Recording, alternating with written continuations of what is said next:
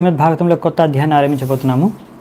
4వ స్కందంలో 19వ అధ్యాయం 19th చాప్టర్. సో దీని పేరు వచ్చేసి కింగ్ పృథుస్ 100 హార్స్ సాక్రిఫైజెస్, 100 అశ్వమేధ యజ్ఞాలు ఇప్పుడు పృథు మహారాజ్ చేస్తాడు. ఈ విషయాలు మనం చూద్దామంటే ఈరోజు అందులో లాస్ట్ 100th యజ్ఞం చేసేటప్పుడు ఒక సమస్య వస్తుంది. మరి దాన్ని ఎలా పరిష్కరిస్తారో ఆ విషయాన్ని కూడా ఈరోజు మరియు నెక్స్ట్ క్లాస్లో చర్చించుకుందామంట. సో మనము మంగళాచరణ చేసుకొని మొదలు పెడదాం. ఓం అజ్ఞానతిమిరాంధస్య జ్ఞానాంజనాశలాకయ చక్షురున్మిళితం యేన తస్మై శ్రీగురవే నమః. శ్రీచైతన్యమనోభీష్టం స్థాపితం యేన భూతలే స్వయం రూపః కదా మహ్యం దదాతి స్వపదాంతికం. వందేహం శ్రీగురూన్ శ్రీయుతాపదకమలం శ్రీగురున్ వైష్ణవాంశ శ్రీరూపం సాగ్రజాతం సహగణ రఘునాథాన్వితాం తం సజీవం సాద్వైతం సావధూతం పరిజనసహితం కృష్ణచైతన్యదేవం శ్రీరాధా కృష్ణపాదాన్ సహగణలలితా శ్రీవిశాఖాన్వితాంశ నమా ఓం విష్ణుపాదాయ కృష్ణప్రేష్టాయ భూతలే శ్రీమతే భక్తివేదాంత స్వామినతి నామినే. నమస్తే సారస్వతే దేవే గౌరవాణీ ప్రచారిణే నిర్విశేష శూన్యవాది పాశ్చాత్యదేశతారిణే. నమో మహావదన్యాయ కృష్ణప్రేమ ప్రదాయతే కృష్ణాయ కృష్ణచైతన్య నామినే గౌరత్విసే నమః. హే కృష్ణ కరుణా సింధు దీనబంధు జగత్పతే గోపేశ గోపికా కాంత రాధాకాంత నమోస్తుతే. తప్త కాంచన గౌరాంగే రాధే వృందావనేశ్వరి వృషభానుసుతే దేవి ప్రణమామి హరిప్రియే. నీలాచల నివాసాయ నిత్యాయ పరమాత్మనే బలభద్ర సుభద్రాభ్యాం జగన్నాథాయ తే నమః. వాంఛాకల్పతరుభ్యశ్చ కృపా సింధుభ్య ఏవ చ పతితానాం పావనేభ్యో వైష్ణవేభ్యో నమో నమః.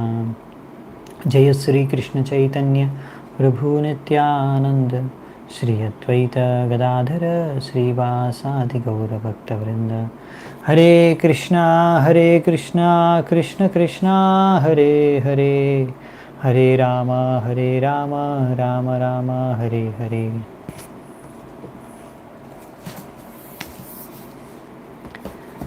హరే కృష్ణ. సో మొదటి శ్లోకం నుంచి మనం స్టార్ట్ చేద్దామంట. 19వ అధ్యాయంలో మైత్రేయ ముని ఇప్పుడు విదురుడికి చెప్తున్నారు. సో ఫస్ట్ శ్లోకం. మైత్రేయ ఉవాచ అతాదిక్ష్యత రాజా తు హయమేధశతేన సహ బ్రహ్మావర్తే మనోక్షేత్రే యత్ర ప్రాచీ సరస్వతి.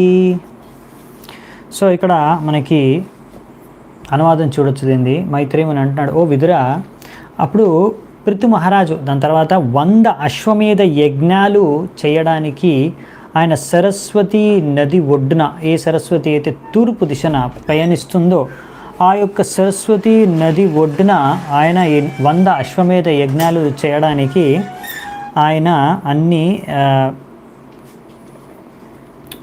సిద్ధం చేసుకొని స్టార్ట్ చేస్తున్నారు అన్నమాట. ఈ ప్రదేశం ఎక్కడైతే పృథు మహారాజు 100 అశ్వమేధ యజ్ఞాలు చేస్తున్నారో ఈ ప్రదేశాన్ని ఇక్కడ బ్రహ్మావర్త అని చెప్పారు. ఇది స్వయంభూమను ద్వారా మనోక్షేత్రే అంటే స్వయంభూమను యొక్క క్షేత్రం, ఆయన చేత నియంత్రించబడ్డ క్షేత్రం అని ఇక్కడ చెప్తున్నారు. సో ఈ విధంగా మనం అర్థం చేసుకోవచ్చు. సరస్వతి నది ముందు ఉండేది ఆ సమయంలో ఈ యొక్క లీల జరిగింది. సో రెండవ శ్లోకం, తద్ అభిప్రేత్య భగవాన్ క్రమాతిశయం ఆత్మనః శతక్రతుర్నమమృషే పృతోర్యజ్ఞాం మహోత్సవం. ఇప్పుడు అలా 100 అశ్వమేధ యజ్ఞాలు పృథు మహారాజు చేస్తున్నప్పుడు ఇంద్రుడు, దేవరాజ్ ఇంద్రుడు, ఆయన దేవేంద్రుడు ఈ విషయాన్ని చూసి, అయ్యో ఈ విధంగా ఇప్పుడు పృథు మహారాజు 100 అశ్వమేధాలు చేస్తే నాకన్నా కూడా పుణ్యకార్యాలు చేసిన దాంట్లో నాకన్నా కూడా నన్ను కూడా అధిగమించిపోతాడు, నాకన్నా ఎక్కువైపోతాడు అని అనే విషయాన్ని అర్థం చేసుకున్నాడు. ఈ విషయాన్ని అర్థం చేసుకుని ఆయన తట్టుకోలేకపోయాడు. అందుకనే పృథు మహారాజ్ చేసే యజ్ఞాలు చూసి ఇంద్రుడు ఓరవలేకపోయాడు అనమాట, తట్టుకోలేకపోయాడు. నాకన్నా కూడా ఆయన ముందుకెళ్ళిపోతున్నాడు. సో ఇక్కడ ఇది చాలా చాలా ఇంపార్టెంట్ విషయం అన్నమాట మనకి భక్తిలో. అందుకనే ప్రభుపాదుల వారు ఈ తాత్పర్యంలో చాలా ముఖ్యమైన పాయింట్స్ రాస్తారు. ఎందుకు ఇంద్రుడు అంతగా భయపడుతున్నాడు, లేకపోతే పృథు మహారాజు అశ్వమేధ యజ్ఞాలు చేసుకుంటాడు 100, ఇంద్రుడు ఏం చేయట్లేదు. ఇంద్రుడిని ఏం అనట్లేదు, ఇంద్రుడిని ఏం చేయట్లేదు. అయినా కానీ ఇంద్రుడు ఎందుకు అంత భయపడుతున్నాడు? ఇంద్రుడికి అంత ఆయన పైన ఎందుకు ఈర్ష్య, లేకపోతే అంత కంగారు ఎందుకు అంటే ముఖ్యంగా ఆయన భయం ఏంటంటే, ఈయన 100 అశ్వమేధాలు యజ్ఞం ఎవరైనా చేస్తే వారికి ఇంద్రుడు అయ్యే యోగ్యత దక్కుతుందన్నమాట. సో అందుకనే ఆయన భయం ఏంటంటే, నా స్థానంలో పృథు మహారాజు వచ్చి నాకన్నా ఎక్కువ యోగ్యత ఆయనకి కలిగితే, మరి 100 అశ్వమేధాలు యజ్ఞాలు చేసిన తర్వాత మరి నేను ఇప్పుడు దేవరాజ్ ఇంద్రుడిగా ఇక్కడ సింహాసనం ఉంది కదా, నా సింహాసనం నేను వదిలేయాల్సి వస్తుంది అని ఇదనమాట భయం అయింది. సో ఇంద్రుడు కూడా భక్తుడే ఇక్కడ మనకి, కానీ ఏంటంటే కొంచెం ఆయన ఇంకా మనము దీని ద్వారా అర్థం చేసుకోవచ్చు, ఆయన ఇంకా భౌతిక ప్రపంచంలోనే ఉన్నాడు. సో దేవతలందరూ కూడా అందరూ కూడా జీవాత్మలే, కాకపోతే వాళ్ళకి భగవంతుడు కొన్ని శక్తులు ఇచ్చారు, కొన్ని కార్యాలు బాధ్యతలు ఇచ్చారు చేయడానికి.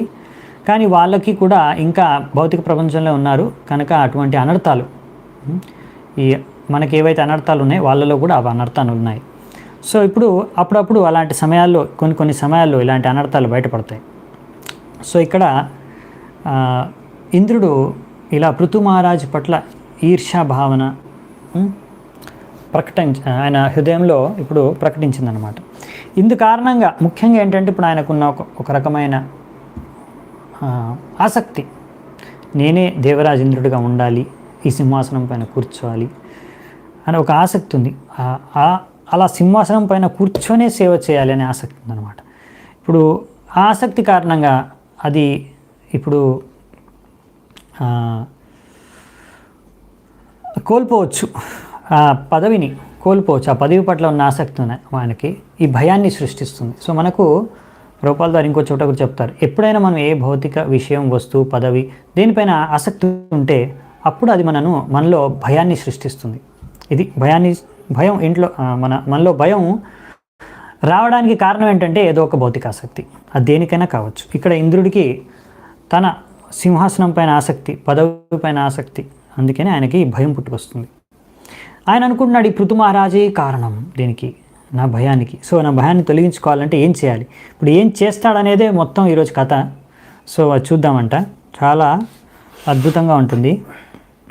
సో మామూలుగా ఏంటంటే ఇది భౌతిక ప్రపంచంలో ఉండే వ్యక్తులు మామూలుగా ఇలా వ్యవహరిస్తారన్నమాట. ఎవరైనా ఇంకొక వ్యక్తి ప్రగతి సాధిస్తుంటే చూసి ఓర్చుకోలేరు, తట్టుకోలేరు, చాలా ఈర్ష్య భావన వాళ్ళలో వ్యక్తమవుతుందన్నమాట. మత్సర, ఎన్విఎస్ అంటే మన 6 అనర్థాలు ఉన్నాయి కదా, కామ, క్రోధ, మోహ, మాశ్చర్యాలు. అందులో మత్సర అనేది ఎన్వి అన్నమాట, ఇంకొకరిని చూసి మనము. సో ఈ విధంగా ఇక్కడ మనకి ఇక్కడ నుంచి ఇక్కడ చెప్పాలంటే ప్రతి పాయింట్ బాగుందన్నమాట. అందుకే నేను ఒక్కొక్క పాయింట్ మీకు చెప్తాను. శ్రీమద్ భాగవతం మొదట్లోనే చెప్పేశారు, ఈ శ్రీమద్ భాగవతం ఎవరి కోసం, ఎవరు శ్రీమద్ భాగవతాన్ని అసలు ఆస్వాదించగలరు.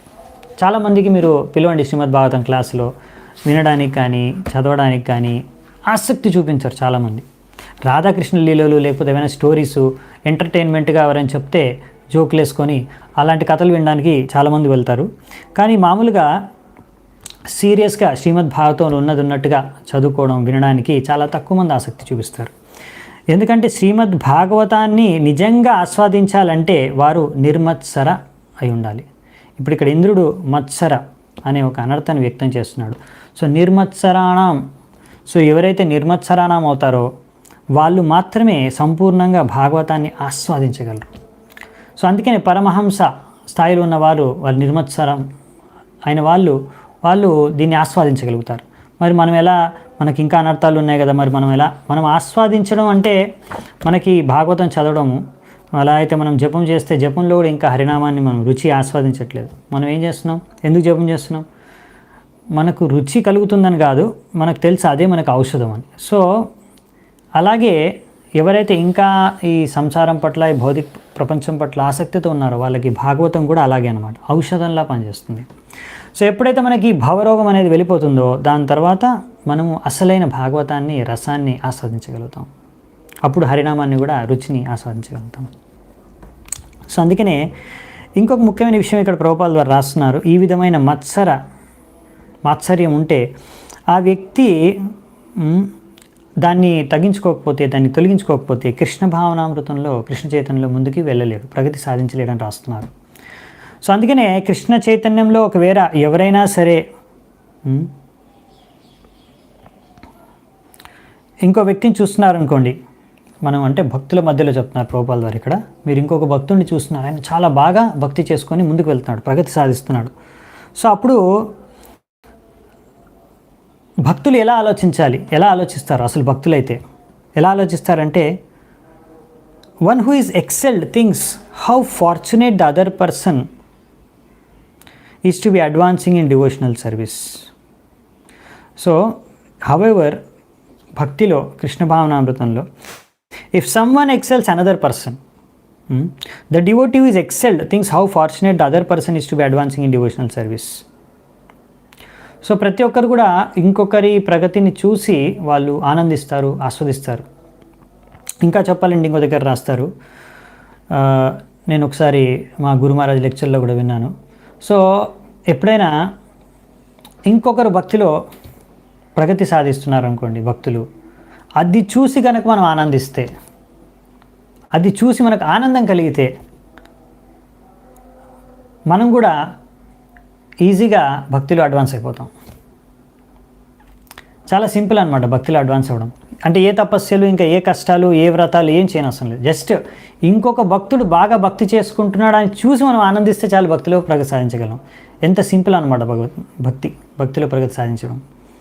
సో అదే ఇక్కడ చెప్తున్నారు, ఒకవేళ మనము అలా ఆనందపడకుండా లోపల బాధపడుతున్నాం అనుకోండి, బాధపడుతున్నాం అంటే వాళ్ళ పట్ల ఈర్ష్యా భావనను మనం ఫీల్ అవుతున్నాం అనుకోండి, జెలసీ, ఎన్వి ఇవన్నీ ఫీల్ అవుతున్నాం అనుకో, ఇలాంటి నెగిటివ్ ఫీలింగ్స్ ఫీల్ అవుతున్నాం అనుకోండి. లేకపోతే ఒక్కొక్కసారి కొంతమంది అలా నెగిటివ్గా కూడా ఆలోచిస్తారు. అసలు అతను అంత అడ్వాన్స్ అయిపోతున్నాడు, కానీ యాక్చువల్లీ అది అందరూ అనుకుంటున్నారు, కానీ యాక్చువల్లీ అసలు అంత అడ్వాన్స్ అవ్వట్లేదు. నాకు తెలుసు అతను, ఆయనలో ఎన్నో లోపాలన్నీ నాకు తెలుసు. అదంతా కొన్ని రోజుల వరకు మీకు కనిపిస్తుంది, తర్వాత అసలు విషయం బయటపడుతుంది. అలా అతను అడ్వాన్స్ అవుతున్నా కానీ ఇతను చూసి దాన్ని తట్టుకోలేడు అనమాట. ఈ వ్యక్తి ఒకటి ఎలాగైనా సరే అతని ఇమేజ్ని డౌన్ చేయాలని అందరి ముందు ప్రయత్నిస్తూ ఉంటాడు. సో అలాంటి వ్యక్తులు చాలా డేంజరస్ అనమాట. ఇంకా ఒకరైతే ఇలా అన్నప్పుడు లెక్చర్లో ప్రశ్నించారు, గురు మహారాజ్ మరి మీరు అలా అంటున్నారు, అతను అడ్వాన్స్ అయిపోతుంటే మనం చూసి ఆనందిస్తే మనం కూడా అడ్వాన్స్ అయిపోతామని. ఒకవేళ అతను నిజంగానే అడ్వాన్స్ అవ్వట్లేదు, యాక్టింగ్ చేస్తున్నాడు అనుకోండి, అప్పుడు ఎలా అంటే అప్పుడు అతను అడ్వాన్స్ అవ్వడు, కానీ నువ్వు ఆనందిస్తే మాత్రం నువ్వు మాత్రం అడ్వాన్స్ అవుతావు. సో మనకి రిస్క్ లేదనమాట. ఇంకొకరు భక్తులు బాగా భక్తి చేసుకుంటే చూసి ఆనందించడంలో మనకి రిస్క్ లేదనమాట. వాళ్ళు నిజంగానే యాక్టింగ్ చేస్తున్నారా, నిజంగానే అడ్వాన్స్ అవుతున్నారో అంత ఆలోచించాల్సిన అవసరం లేదు.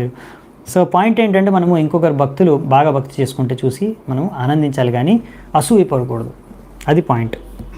అసూయ పడితే మాత్రం ఇక్కడ ఇంద్రుడిలాగా ఇక్కడ రాశారు కదా, కృష్ణ భావనామృతంలో కృష్ణ చైతన్యం, మనము ముందుకు వెళ్ళలేము, ప్రగతి సాధించలేము, అక్కడే ఆగిపోద్ది మన ప్రగతి.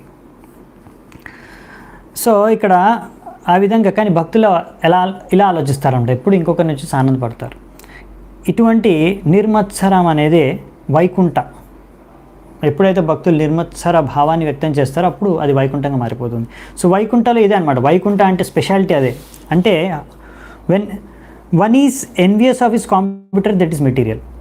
వైకుంఠంకి మన భౌతిక చేతన, వైకుంఠ చేతనకి తేడా ఏంటంటే, ఎప్పుడైతే మనం ఇంకొకరిని చూసి అతను నాకు పోటీ, అతను ఎలా ముందుకెళ్ళిపోతున్నాడు, అతను ఎలాగైనా ముందుకెళ్ళనివ్వకూడదు, లేకపోతే నేను అతనికన్నా ముందుకు వెళ్ళిపోవాలి, భక్తిలో కానీ అంటే ఏదైనా చేసిన దేంట్లోనే కానీ. సో ఆ విధంగా ఆలోచించే వ్యక్తి ఏంటంటే, ఆ చేతన ఉందంటే నువ్వు ఎక్కడున్నా నువ్వు భౌతిక ప్రపంచంలోనే ఉన్నావు. సో అలాంటి వాళ్ళు ఎలాగో వెళ్ళరనుకోండి, వైకుంఠానికి వెళ్ళరు. సో అలాంటి వాళ్ళు ఎన్ని మాలలు జపం చేసుకున్నా కానీ వైకుంఠానికి వెళ్ళరు. సో అలాగే ఒకవేళ మనం భౌతిక ప్రపంచంలో ఉండి కూడా ఇటువంటి చేతన ఉంటే మనం వైకుంఠంలో ఉన్నట్టే. ఇంకొక భక్తుల్ని చూసి మనం ఆనందిస్తే. సో అందుకనే ఇక్కడ మనకి అర్థమయ్యేది ఏంటంటే, ఈ ఒక తాత్పర్యంలోంచి దేవతలు, ఇంద్రుడు వంటి దేవతలు కూడా, వాళ్ళు కూడా ఇటువంటి మత్సర నుంచి ముక్తులు కాదు, ఇటువంటి అనర్థం నుంచి వాళ్ళు ముక్తులు కాదు. అందుకనే కదా అందరు భౌతిక ప్రపంచంలో ఉన్నారు. అనర్థాల నుంచి ముక్తులైపోయి ఉంటే భౌతిక ప్రపంచంలో ఎందుకుంటారు? చాలామంది ఏంటంటే ఈ దేవతలు భగవంతుడికి తేడా తెలియక, చాలామంది బయట వాళ్ళు, సిద్ధాంతం తెలియని వాళ్ళు, ఇంకా వేరే మతస్థులు, నాస్తికులు, ఇటువంటి వాళ్ళందరూ చాలా వెక్కిరిస్తారనమాట. ఏంటి మీ దేవుడు, మీ ఇంద్రుడు అలా వ్యవహరిస్తున్నాడు అని నవ్వుకుంటారు. సో అలాంటి ఇంద్రుడి మీద, అలాంటి దేవతల మీద నెగిటివ్గా కామెంట్స్ చేసి, ఇలాంటి దేవుళ్ళని మీరెందుకు పూజిస్తారు, ఇది మీ మూర్ఖత్వం, అది ఇది అని కూడా చెప్తూ ఉంటారు. సో మనం అర్థం చేసుకోవాలన్నమాట. సో చాలామంది ఏంటంటే అమాయకులు ప్రజలు, వాళ్ళు ఎప్పుడు భాగవతం చదవలేదు, ఇస్కాన్లోకి రాలేదు కనుక వాళ్ళకి జ్ఞానం లేదు. వేరే వాళ్ళు సరైన జ్ఞానం ఇచ్చేవాళ్ళు దిక్కులేరు మొత్తం ప్రపంచంలో. ఇస్కాన్ ఒక్కటే ప్రయత్నిస్తుంది, ఇంకా కొంతమంది కొన్ని ఆర్గనైజేషన్లు ప్రయత్నిస్తున్నాయేమో, కానీ ముఖ్యంగా. సో అందుకనే ఇక్కడ ఈ జ్ఞానం తెలియక అజ్ఞానంలో ఉండి వీళ్ళందరూ అలాగే తప్పుగా అర్థం చేసుకుంటారన్నమాట. సో మనం అర్థం చేసుకోవాల్సింది ఇదే, దేవతలు వాళ్ళు కూడా జీవాత్మలే, వాళ్ళు భగవంతుడు కాదు, వాళ్ళలో కూడా అనర్థాలు ఉన్నాయి. కాకపోతే మనకన్నా బెటర్ అనమాట దేవతలు, ఎందుకంటే వాళ్ళు సత్వగుణంలో ఉంటారు, ఇంకా వాళ్ళకి భగవంతుడి మీద శ్రద్ధ ఉంది, ఇంకా వాళ్ళకి భగవంతుడి కోసం సేవ చేయాలనే కోరిక ఉంది. అంతేకాకుండా భగవంతుడు వాళ్ళకి శక్తి, బాధ్యతలు అన్నీ ఇచ్చాడు, ఇంకా వాళ్ళు సేవ చేస్తున్నారు కూడా, భగవంతుడి సేవే. కాకపోతే ఇంకా కొన్ని భౌతిక ఆసక్తులు, ఇంకా అనర్థాలు వాళ్ళ హృదయంలోనే అప్పుడప్పుడు అలా బయటపడవచ్చు. అది మనకి ఇక్కడ అర్థమవుతుంది. అలా బయటపడ్డప్పుడు ఎలా వ్యవహరించాడు ఇంద్రుడు అనే విషయాన్ని మనం ఇక్కడ చూస్తున్నాము. భాగవతంలో ఇలా ఇంద్రుడి ఉదాహరణలు చాలాసార్లు వస్తుంది, పురాణాల్లో కూడా వస్తుంది. ఇలా అతను తప్పులు చేస్తున్నట్టు కనిపిస్తుంది. దీని నుంచి మనం ఇంకో విషయం అర్థం చేసుకోవాల్సింది ఏంటంటే, ఇంద్రుడిని దూషించడం కన్నా ఇక్కడ ఇంద్రుడిని భగవంతుడు ఒక ఇన్స్ట్రుమెంట్ చేసుకొని మనకు నేర్పిస్తున్నాడు అన్నమాట. యాక్చువల్లీ ఇలాగే భక్తుల్లో కూడా వ్యక్తులు వ్యవహరిస్తూ ఉంటారు. సో మనం ఇలా వ్యవహరించకూడదు అనే విషయాన్ని మనకు తెలియజేయడానికి కూడా ఒక ఉద్దేశం ఈ భాగవతంలో, ఈ పురాణాల్లో ఈ కథలు తెలపడం వెనక. ఓకే, అదే మనకి ఇక్కడ నేర్పిస్తున్నారు తాత్పర్యంలో. సో నెక్స్ట్ శ్లోకం నుంచి వెళ్దామంట ముందుకి. యత్ర యజ్ఞపతి సాక్షాత్ భగవాన్ హరిరీశ్వరః అన్వభూయత సర్వాత్మా సర్వలోక గురు ప్రభుః. సో విష్ణువు ఆయన ప్రతి ఒక్కరి హృదయంలో పరమాత్మ రూపంలో ఉంటున్నారు. అంతేకాకుండా ఆయనే అన్ని లోకాలకి ఈశ్వరుడు, ముల్లోకాలకి, ఇంకా అన్ని యజ్ఞాలకి ఆయనే భోక్త. సో ఆయన స్వయంగా ఈ పృథు మహారాజులు చేసిన యజ్ఞంలో ఆయన వచ్చి ఉపస్థితమయ్యారు. సో ఇది సిమిలర్ టు ఈ శ్లోకం చూస్తే జస్ట్ లాస్ట్ లైన్ ఒకటి వదిలే, అంటే లాస్ట్ ఇది ఒకటి, యత్ర యజ్ఞపతి సాక్షాత్ అంటే ఇందులో మెయిన్ ఏంటంటే, ఇది భగవద్గీతలో ఈ శ్లోకం వస్తుంది. భోక్తారాం యజ్ఞ తపసాం సర్వలోక మహేశ్వరం సుహృదం సర్వభూతానాం జ్ఞాత్వా మాం శాంతిం రచ్చతి. సో ఇక్కడ ఏంటంటే భగవంతుడు విష్ణు స్వయంగా ఈ యజ్ఞంకి వస్తారు. అంటే యజ్ఞంలో వచ్చి ఆయన యొక్క షేర్ని కూడా గ్రహిస్తారు. సో అప్పుడే విష్ణు ప్రత్యక్షమైనప్పుడు యజ్ఞంలో యాక్చువల్లీ యజ్ఞం ఫలించినట్టు. సో ఇక్కడ విష్ణు స్వయంగా వచ్చాడని చెప్తున్నారు యజ్ఞంలో. సో మహారాజు పృథు, ఎందుకంటే ఆయన 100 అశ్వమేధ యజ్ఞాలు చేశారు కదా, ప్రతి యజ్ఞం తర్వాత అన్ని దేవతలు విష్ణు అందరూ వచ్చి ప్రత్యక్షమవుతారు. సో పృథు మహారాజు ఇక్కడ ఆయన కూడా శక్తవేష అవతారం, కానీ ఆయన విష్ణుతత్వ కాదు, జీవతత్వాన్ని మళ్ళీ ఒకసారి స్పష్టం చేస్తున్నారు ప్రభుపాల్ వారు. ఇది ఆల్మోస్ట్ 2-3 సార్లు ముందు కూడా స్పష్టం చేశారు, కన్ఫ్యూజన్ ఉండకూడదు అనేసి. సో ఇక్కడ పృథు మహారాజు జీవతత్వనే, కానీ ఆయనలో భగవంతుడి శక్తి ఆవేశించింది కనుక ఆయన శక్త్యావేశ అవతారు పృథు మహారాజు. సో ఇక్కడ భగవాన్ హరిర్ ఈశ్వర, భగవంతుడిని హరిర్ ఈశ్వర. హరి అని భగవంతుడిని ఎందుకంటారంటే ఆయన భక్తుల యొక్క అన్ని బాధల్ని హరించేస్తాడు, అందుకే ఆయన హరి అంటారు. సో ఇప్పుడు ఏం జరిగిందనేది చూద్దామంట నెక్స్ట్. అవితో బ్రహ్మ సర్వాభ్యాం లోకపాలై సహానుగై ఉపగీయమానో గంధర్వైర్ మునిభిశ్చాప్సరో గణై. సో ఈ విధంగా ఎప్పుడైతే విష్ణువు ఆ యొక్క యజ్ఞస్థలానికి వచ్చారో, ప్రత్యక్షమయ్యారో, బ్రహ్మదేవుడు, శివుడు, ఇంకా మిగతా ప్రతి ఒక్క గ్రహంలో ఉన్న ముఖ్యమైన దేవత, వాళ్ళ యొక్క అనుచరులు అందరూ కూడా వచ్చేసారంట అక్కడికి. అంతేకాకుండా గంధర్వలోకం నుంచి, ఇంకా మహామహా ఋషులు, అప్సరలోకం నుంచి కూడా అక్కడున్న గ్రహవాసులు కూడా వచ్చి ప్రశంసించారంట పృథు మహారాజుని. ఇంకా చాలామంది వచ్చారు. సిద్ధా విద్యాధరా దైత్య దానవా గుహ్యకాదయ సునంద నంద ప్రముఖా పార్షద ప్రవరాహరే. ఇంకా ఎవరెవరు వచ్చారంటే భగవంతుడితో పాటు సిద్ధలోకం నుంచి, విద్యాధర లోకం నుంచి దితి యొక్క పుత్రులైన దైత్యులు, ఇంకా అసురులు, యక్షులు, దానవులు అందరూ వచ్చారంట. వారి యొక్క ముఖ్యమైన, భగవంతుడి యొక్క ముఖ్యమైన పార్షదులు సునంద, నంద ఇద్దరు కూడా వచ్చారంట భగవంతుడితో పాటు. ఇంకా చాలామంది వచ్చారు. కపిలో నారదో దత్తో యోగేశాసనకాదయ తం అన్వీయుర్ భగవత ఏ చ తత్ సేవనోత్సుకా.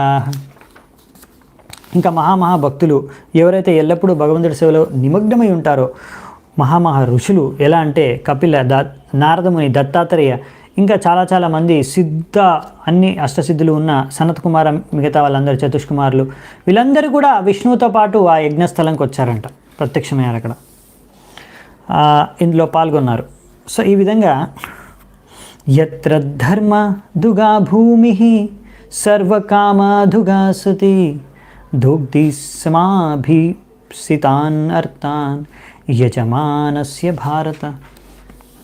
ఓ విదుర, ఇంత మహాయజ్ఞం చేయడం ద్వారా అక్కడున్న భూమి అంతా కూడా కామధేను ఆవులాగా మారిపోయిందంట. అంటే కామధేను ఆవులాగా ఏది కావాలంటే అన్నీ, కావాల్సిన అన్ని అవసరాలు మనుషులకి, జీవులకి కావాల్సిన అవసరాలన్నీ కూడా తీర్చేస్తుందంట. సో ఈ విధంగా ఈ యజ్ఞం ద్వారా రోజు అవసరమయ్యే అన్ని అవసరాలు కూడా కావాల్సిన ఈ జీవితానికి, జీవించడానికి ఈ భూమి ఇచ్చేస్తుందన్నమాట. సో ఈ విధంగా ఇక్కడ వర్ణించారనమాట. ఎందుకంటే సురభి, కామధేను అంటే సురభి, ఆ ఆవు ఆధ్యాత్మిక లోకంలో ఉంటుంది. ఆవుని ఎన్ని పాలు కావాలంటే అన్ని పాలు, ఎప్పుడంటే అప్పుడు మీరు పిండుకోవచ్చు అనమాట. ఎన్ని పాలంటే అన్ని పాలిస్తుంది. సో అలాగే ఇక్కడ అలా కామధేను లాగా భూమి కూడా ఎంత కావాలంటే అంత, ఎవరికి ఎంత కావాలంటే అంత అన్ని అవసరాలకు కావాల్సినవన్నీ కూడా ఇచ్చేస్తుందంట ఈ యజ్ఞం చేయడం కారణంగా. సో యజ్ఞాలు చేయడం ద్వారా మనం ముందు కూడా చర్చించుకున్నాము లాస్ట్ క్లాసులో. సో పృథ్వీ చెప్తుంది యజ్ఞాలు చేయట్లేదు, అందుకనే నేనేమి ఇవ్వట్లేదని. సో ఇప్పుడు పృథు మహారాజు 100 అశ్వమేధాలు ఒకటే రకంగా డైరెక్ట్గా, ఎందుకంటే ఆయన అది సత్యలోకం, సత్యయుగం. సో అప్పట్లో అశ్వమేధ యజ్ఞాలు చేసేవారు. కలియుగంలో ఇది వర్జితం అశ్వమేధ యజ్ఞాలు, ఎందుకంటే ఇటువంటి యజ్ఞాలు చేసే యోగ్యమైన బ్రాహ్మణులు లేరు. ఇంకా ఆ బ్రాహ్మణులు లేని కారణంగా అలాంటి యజ్ఞం చేస్తే అది ఫలించదు, అవునా? అందుకనే ఇది వర్జితం అన్నమాట కలియుగంలో. గోమేధ యజ్ఞం, అశ్వమేధ యజ్ఞం ఇవన్నీ శాస్త్రాల్లో ఇచ్చారు. సో అప్పట్లో యజ్ఞం అంటే అప్పుడు అలా చేసేవారు. ఇప్పుడు యజ్ఞం అంటే హరినామ సంకీర్తన యజ్ఞం. ఈ హరినామ సంకీర్తన యజ్ఞం ద్వారా కూడా కలియుగం ధర్మం చేయడం ద్వారా కూడా మనకు అలాంటి ఫలితాలే దక్కుతాయి అన్నమాట. అందుకనే కరువు కాటకాలు అన్నీ కూడా వెళ్ళిపోతాయి ఒకవేళ మనం హరినామ సంకీర్తన చేస్తే. భూదేవి, ఇంద్రుడు, చంద్రుడు అందరూ కూడా సంతృప్తి చెందుతారు, అందరూ కావాల్సిన అవసరాలన్నీ కూడా ఇస్తారనమాట. సో అప్పుడు సమాజంలో ఎటువంటి కరువు కాటకం అనేది ఉండదు అని ప్రభుపాద వారు ఇక్కడ రాస్తున్నారు.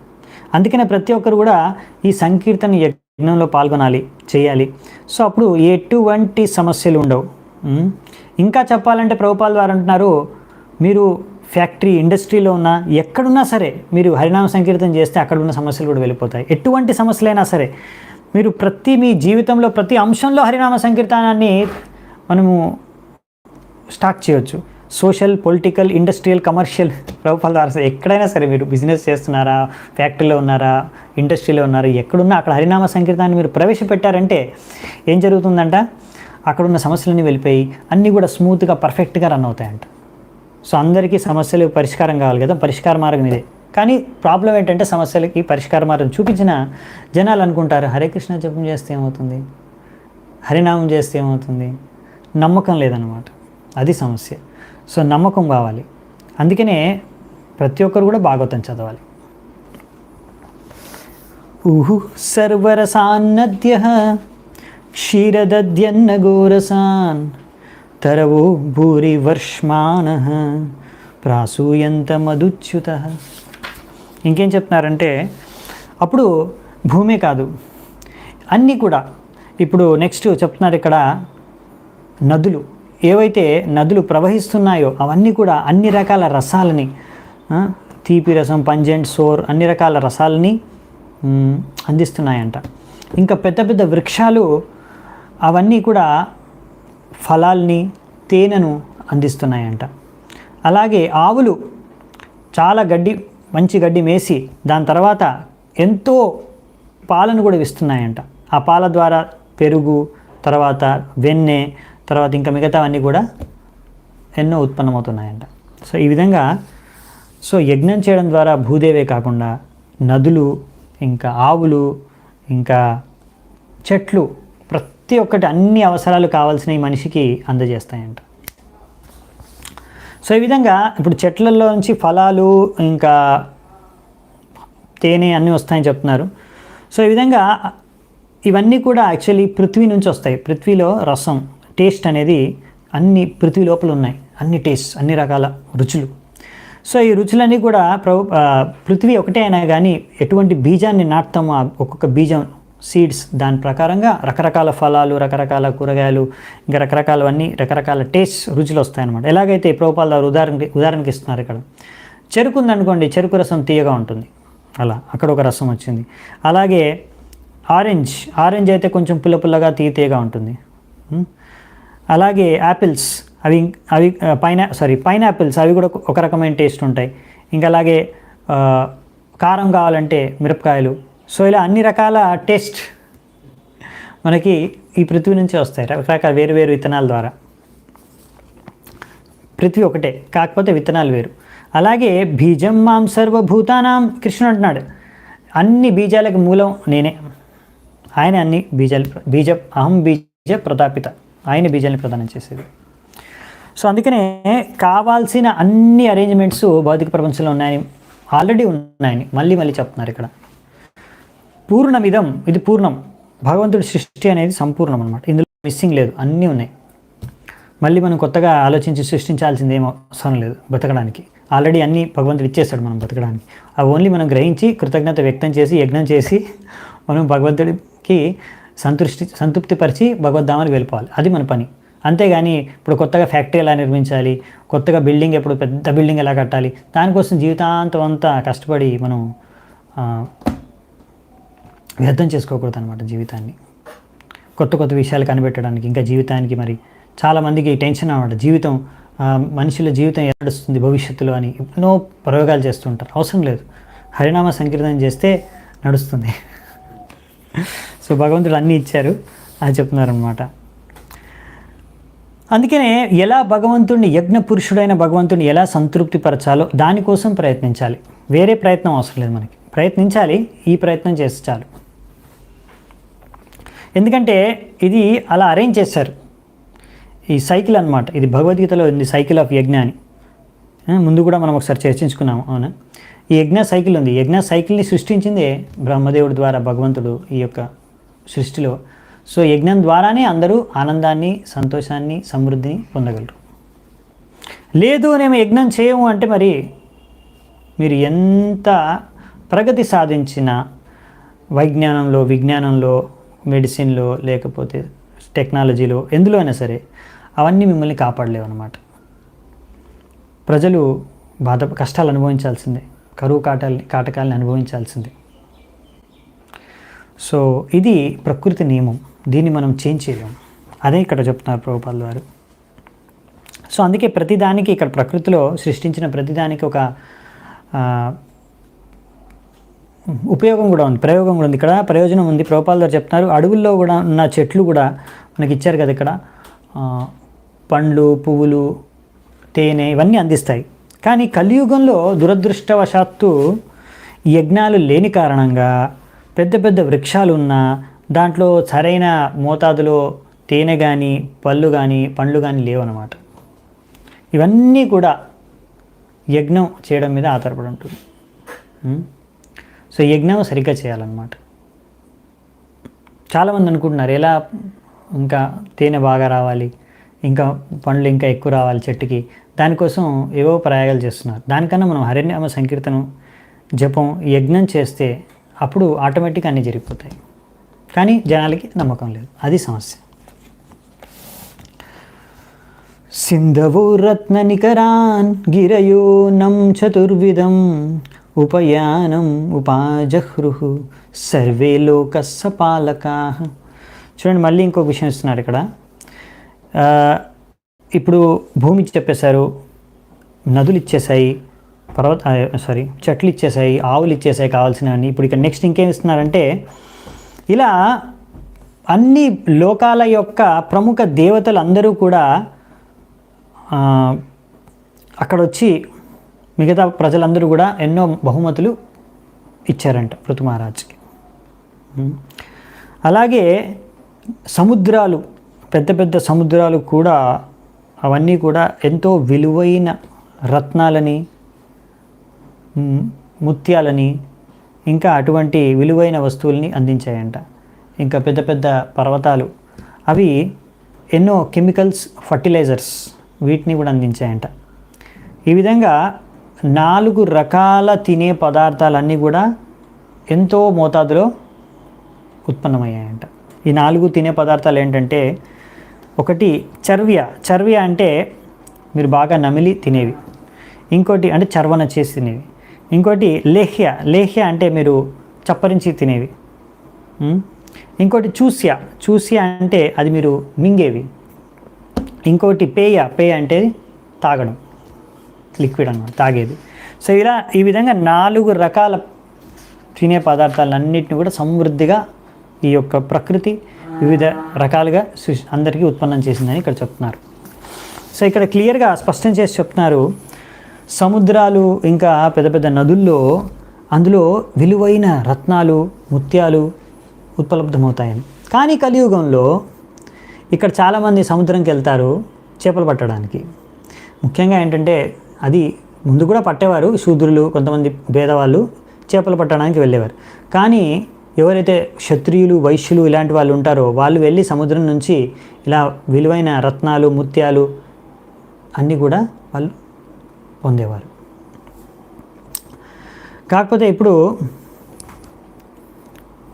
ఇంకొకటి కూడా చెప్తున్నారు, ఇప్పుడు ఈ ఏజ్లో ఈ ఫ్యాక్టరీలు, పెద్ద పెద్ద ఫ్యాక్టరీలు ఓపెన్ చేస్తున్నారు చాలా కెమికల్స్ సృష్టించడానికి, ఫర్టిలైజర్స్ సృష్టించడానికి. కానీ ముందు కాలంలో ఇలా కాకుండా యజ్ఞం ద్వారా భగవంతుడిని సంతుష్టి చేస్తే పెద్ద పెద్ద పర్వతాలు అన్నీ కావాల్సిన అంటే ఖనిజాలు అంటే ఫర్టిలైజర్స్ కూడా అంటే కెమికల్స్ కూడా ఏవైతే దేని ద్వారా అయితే భూమి యొక్క ఫర్టిలిటీ, ఏమంటాం ఫర్టిలిటీని, సారం, భూమి యొక్క సారం పెరుగుతుందో దానికి కావాల్సిన పదార్థాలని పర్వతాలు సహజంగా అందించేవి మనుషులకి యజ్ఞం జరిగినప్పుడు. సో తద్వారా ఏ ఫ్యాక్టరీలు కట్టాల్సిన అవసరం ఉండేది కాదు. సో ఎవరైనా అడిగితే ప్రశ్నలు, మరి ఎలా కెమికల్స్ ఎలా వచ్చేవంటే అన్నీ ఇక్కడ ఇచ్చేసారనమాట, ఏమీ మనం సపరేట్గా సృష్టించాల్సిన అవసరం లేదు. సో ఇలా అన్నీ సృష్టించడానికి ఎన్నో ప్రయత్నాలు, ఒక్కొక్కటి సృష్టించడానికి పెద్ద పెద్ద రీసెర్చ్లు, పెద్ద పెద్ద ప్రయత్నాలు చేసేదానికన్నా హరినామ సంకీర్తనం చేసుకుంటే అన్నీ ఆటోమేటిక్గా అయిపోతాయి. సో ఇది ఒక పెద్ద విజ్ఞానం, దీన్ని అర్థం చేసుకోవాలి మనం ముందు. ఇతి చాదోక్షజేషస్య పృతోస్తు పరమోదయం అసూయన్ భగవాన్ ఇంద్ర ప్రతిఘాతం అచీకరత్. ఇప్పుడు ఇంద్రుడి విషయానికి వచ్చేస్తున్నాం. సో ఇప్పుడు పృథు మహారాజు అయితే సక్సెస్ఫుల్గా యజ్ఞాలు ఒకటి తర్వాత 2, 1, 2, 3, 4 కంప్లీట్ చేసుకుంటూ వెళ్ళిపోతున్నాడు. ఇంకా ప్రతి యజ్ఞం తర్వాత ఎన్నో మొత్తం భూమి మొత్తం ప్రకృతి దాన్ని స్పందిస్తుంది, ఎన్నో ఫలాలను ఇస్తుంది. అందరూ దేవతలు వస్తున్నారు, విష్ణువు కూడా వచ్చాడు ప్రతి యజ్ఞం తర్వాత వచ్చి అన్నిటినీ స్వీకరిస్తున్నాడు ఆయన భాగాన్ని. అందరూ రకరకాల బహుమతులు ప్రసాదిస్తున్నారు, ఆశీర్వాదం ఇస్తున్నారు పృథు మహారాజు. అందరూ ఆనందంగా ఉన్నారు, ఒక్కరు తప్ప. ఎవరు అంటే ఇంద్రుడు. సో ఇంద్రుడిది ఏమైందంటే ఇప్పుడు చూద్దామంట, ఇప్పుడు ఏం చేస్తాడనేదే ఆసక్తికరమైన విషయం. మరి ఇంద్రుడు పృథు మహారాజు ఆయన భగవంతుడి మీద ఆధారపడి అధోక్షజుడి పైన ఆయన అన్ని యజ్ఞాలు చేస్తున్నాడు. అందుకనే ఎన్నో యజ్ఞాలు చేస్తున్నాడు. ఎందుకు యజ్ఞం చేస్తున్నాడు అని తెలుసు పృథు మహారాజు. నేను భగవంతుడిని సంతృప్తిపరిస్తేనే అంత సమృద్ధి కలుగుతుంది, నేను భగవంతుడిపైన ఆధారపడి ఉన్నాను, అందరూ భగవంతుడిపైన ఆధారపడి ఉన్నారు అనే విషయాన్ని ఆయన గ్రహించి యజ్ఞాలు చేస్తున్నాడు. అందుకనే ఇలా ఎన్నో అశ్వమేధ యజ్ఞాలు చేస్తున్నాడు. ఇవన్నీ భగవంతుడి యొక్క కృప ఉంది పృథు మహారాజు పైన, ఆయన శక్తి ఉంది. అందుకే ఇలాంటి అసాధ్యమైన కార్యాలు ఎంతో బాగా చేస్తున్నాడు. కానీ ఇంద్రుడు తట్టుకోలేకపోయాడు. ఎలాగైనా సరే ఈ పృథు మహారాజుని అడ్డుకోవాలి, ఆపేయాలి, ఎలా అయినా సరే ఒక ప్రాబ్లం క్రియేట్ చేయాలి అని డిసైడ్ చేసుకున్నాడు ఇప్పుడు ఇంద్రుడు. ఇక్కడ ఇంద్రుడిని కూడా భగవాన్ అని ఉద్దేశించి అన్నారు, భగవాన్ ఇంద్ర అని శ్లోకంలో అన్నారు. సో ప్రభుపాల్ వారు రాస్తున్నారు, ఎందుకు అంటే ఆయన చేతిలో అంత పవర్ ఉందన్నమాట. కానీ ఇంత పవర్ ఉన్నా కానీ ఇప్పుడు భగవంతుడి యొక్క శక్తావేశ్వర్ అవతారమైన పృథు మహారాజు పట్ల అతను ఎంతో మాత్సర్యాన్ని ప్రదర్శిస్తున్నాడు, అసూయను ప్రదర్శిస్తున్నాడు. ఇటువంటి ఇప్పుడు ఈ లోపాలు ఏవైతే భౌతిక ప్రపంచంలో భౌతిక జీవితంలో ఉంటాయి ఎంత ప్రబలమైనవంటే ఇంద్రుడు కూడా దాని నుంచి ముక్తుడు కాదు. అతను కూడా భగవంతుడి యొక్క శక్తావేశావతారం పట్లనే ఆయన ఇటువంటి మాత్సర్యాన్ని వ్యక్తం చేస్తున్నాడు. అందుకే మనం అర్థం చేసుకోవాలి బద్ధజీవి ఎంత పతితుడో. సో అంటే ఇప్పుడు ఇక్కడ చెప్పేది ఏంటంటే ఇంద్రుడు కూడా ముక్తుడు కాదు. సో మనం లెక్కే కాదనమాట. నార్మల్ బద్ధజీవులందరూ కూడా ఇటువంటి అనర్థాలకి బానిసలు అయిపోవచ్చు, అనర్థాలకి ప్రభావంలో రావచ్చు ఎప్పుడైనా. చరమేనాశ్వమేధేన యజమానే యజుస్పతిం వైన్యే యజ్ఞ పశుం స్పర్ధన్ అపోవాహ తిరోహిత. ఇప్పుడు ఏం చేశాడు ఇంద్రుడు? ఇంకా లాస్ట్ చరమేనాశ్వమేధేన లాస్ట్ అశ్వమేధ యజ్ఞం అంటే 100వ అశ్వమేధ యజ్ఞం. 99 సక్సెస్ఫుల్గా అయిపోయాయి.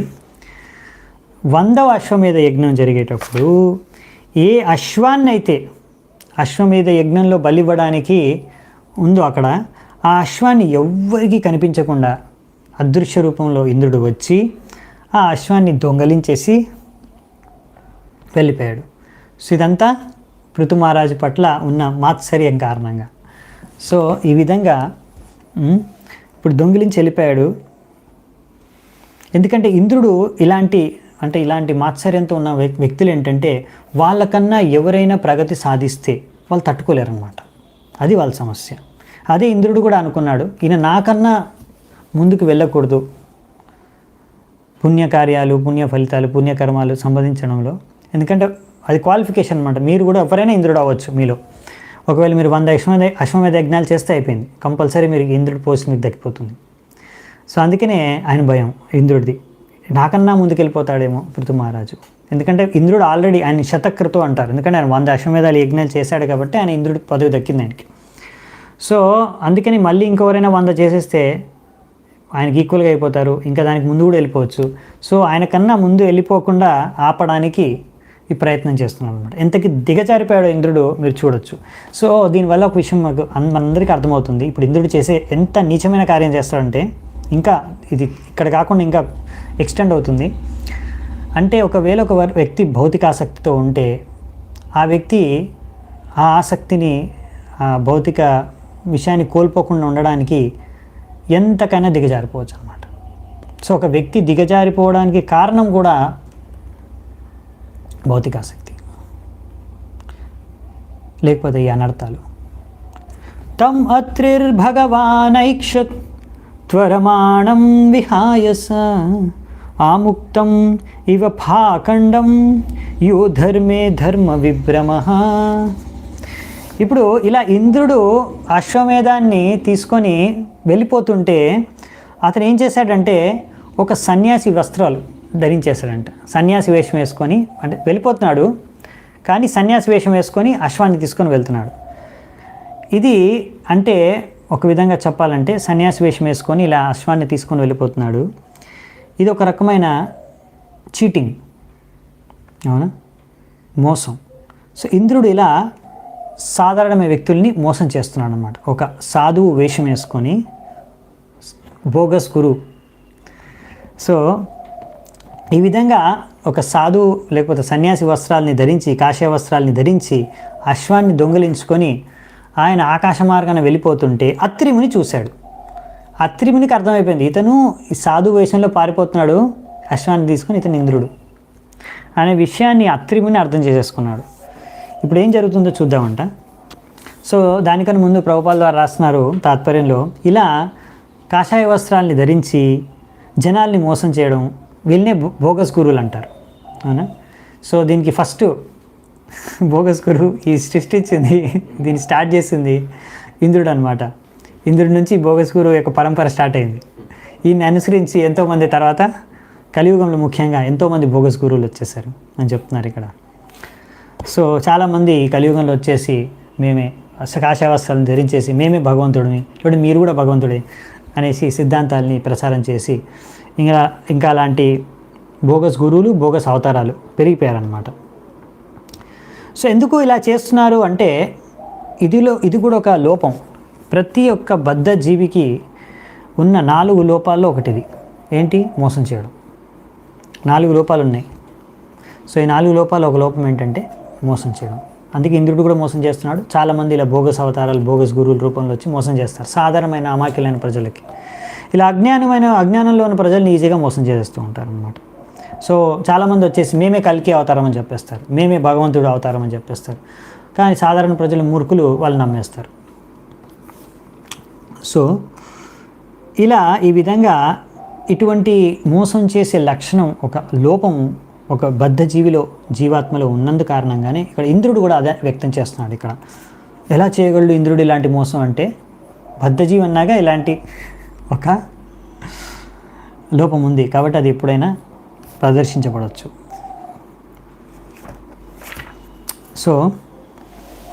సో ఇటువంటి మోసాన్ని మొదలుపెట్టింది, ఇలా ప్రజల్ని సన్యాసి వేషం వేసుకొని మోసం చేసే పరంపరను మొదలుపెట్టింది ఇంద్రుడు.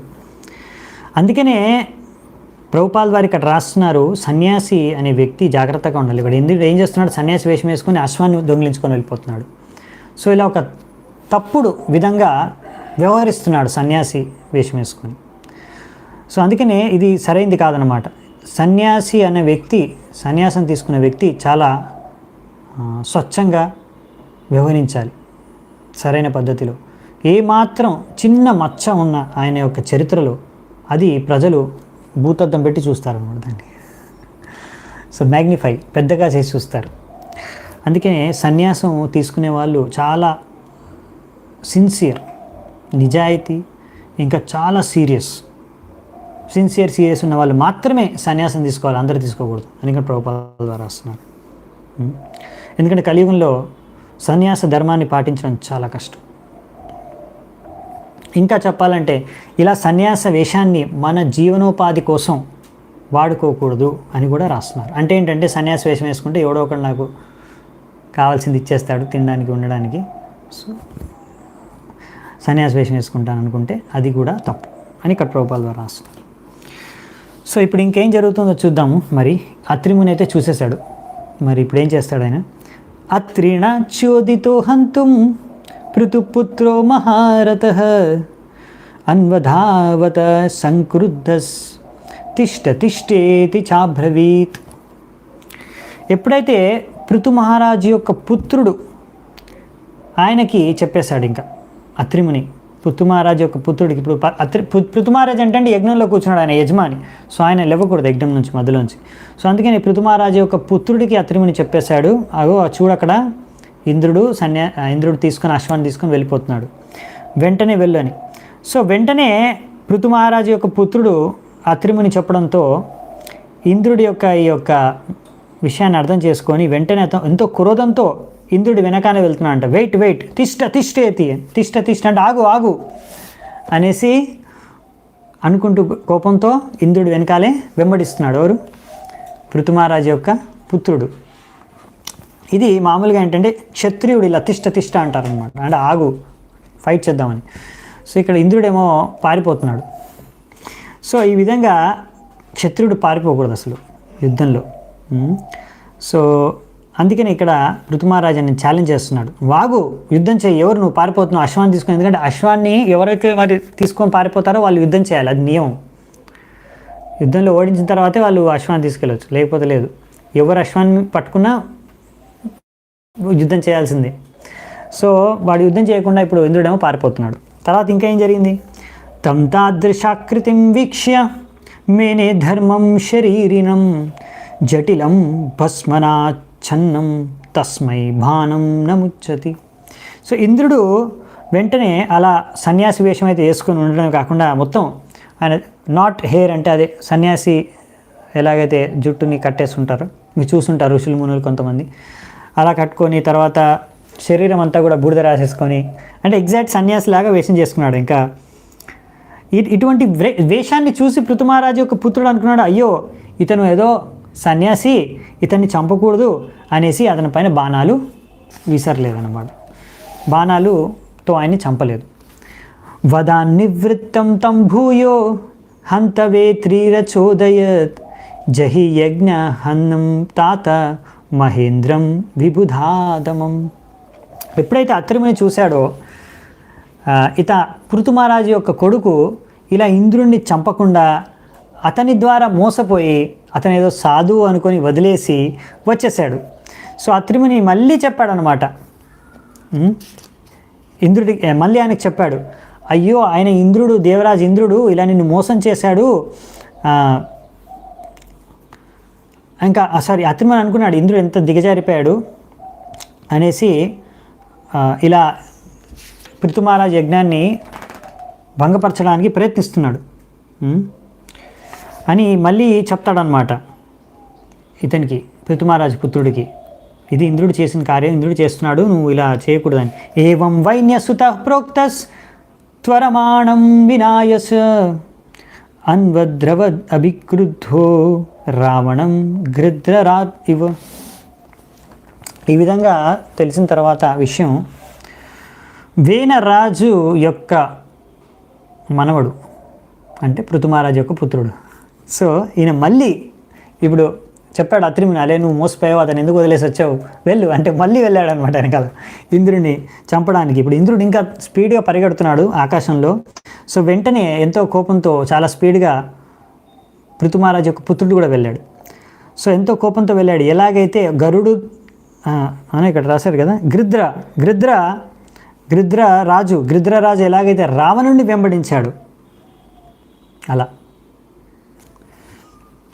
సో సూక్ష్మం రూపం చ తద్ధీత్వా తస్మా అంతర్హితస్వర వీరస్వ పశుమాదాయ పితుర్యజ్ఞం ఉపేయివాన్. ఎప్పుడైతే ఇంద్రుడు చూశాడో, ఓ పృథు మహారాజు యొక్క పుత్రుడు ఇప్పుడు నన్ను వెంబడించుకుంటూ వస్తున్నాడు, నన్ను హతమార్చేస్తాడు, నేను ఎలాగైనా సరే ఇక్కడి నుంచి పారిపోవాలనేసి అక్కడే ఆ గుర్రాన్ని వదిలేసి అశ్వాన్ని వదిలేసి మళ్ళీ డ్రెస్ చేంజ్ చేసుకొని అది ఏదైతే సన్యాసి వేషం అది ఇప్పుడు అనుకున్నాడు, ఇప్పుడు సన్యాసి వేషం పనికిరాదు, ముందు సన్యాసి అనుకొని వదిలేసి వెళ్ళిపోయాడు నన్ను, ఇప్పుడు వదిలేడు నన్ను, ఆయన సన్యాసి వేషం పనికిరాదు అనేసి వెంటనే సన్యాసి వేషం వదిలేసి వెంటనే అక్కడికక్కడ అదృశ్యమైపోయాడు. అంటే అశ్వాన్ని అక్కడే వదిలేసి అదృశ్యమైపోయాడు.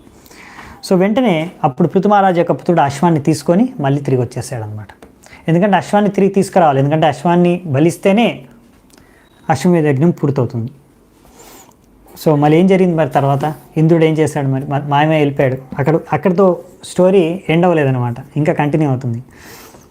తత్తస్య చాద్భుతం కర్మ విచక్ష్య పరమర్శయ నామధేయం దదుస్తస్మై విజితాశ్వ ఇతి ప్రభో. సో విదురుడికి చెప్తున్నాడు మైత్రేయుని. అప్పుడు అక్కడ ఉన్న ఋషిమునులు ఈ పృథు మహారాజు యొక్క పుత్రుడి యొక్క పరాక్రమం చూసి ఇంద్రుడినే భయపెట్టించేసి ఆయన నుంచి అశ్వాన్ని చేయించి తీసుకొని వచ్చాడు కనుక విజితాశ్వ, విజయంతో అంటే జయించాడు, అశ్వాన్ని జయించాడు, అవునా, విజయం సాధించాడు ఇందులో. సో విజితాశ్వ అని ఆయనకి నామకరణం చేశారంట, నామధేయం చేశారు. అప్పటి నుంచి ఆయన విజితాశ్వగా ఫేమస్ అయ్యాడు పృథు మహారాజు యొక్క పుత్రుడు. ఉపసృజ్య తమస్తీవ్రం జహార్షవం పునర్హరి చశాల యూపతశ్చాన్ను హిరణ్య రశనం విభూ.